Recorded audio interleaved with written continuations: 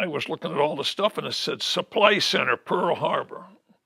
So that's where I picked and spent 4 days on a boat going to Hawaii. And that's the only Navy time on a boat I ever spent.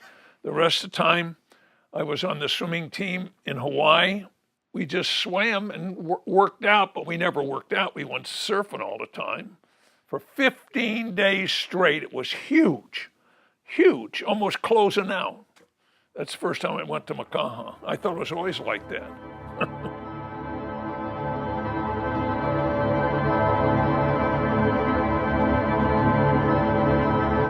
And here's my brother and I. Now here's a classic picture. Kindergarten. The only kid that has a printed Hawaiian shirt on is me in kindergarten.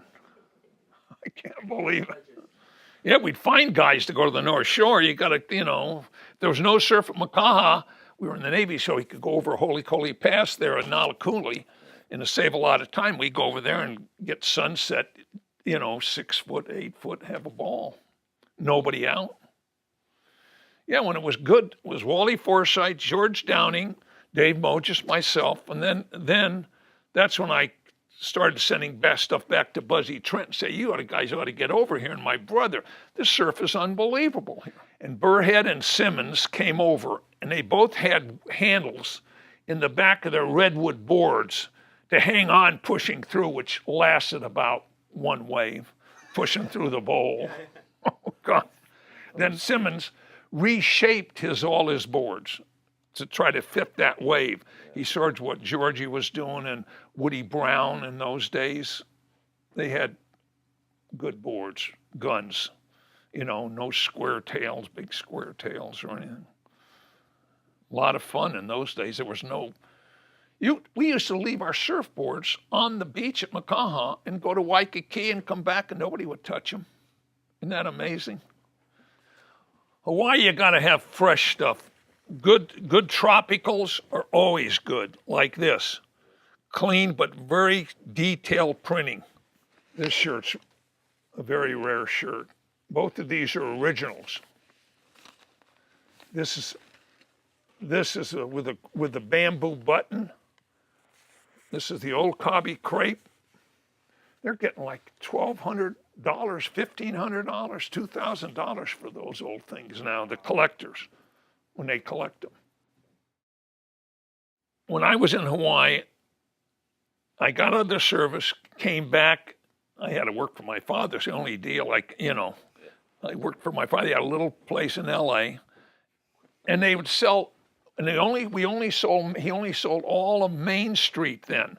That's where all the men's shirt shops were. Everybody was buying shirts on Main Street. That was, Jesus, I was a little kid.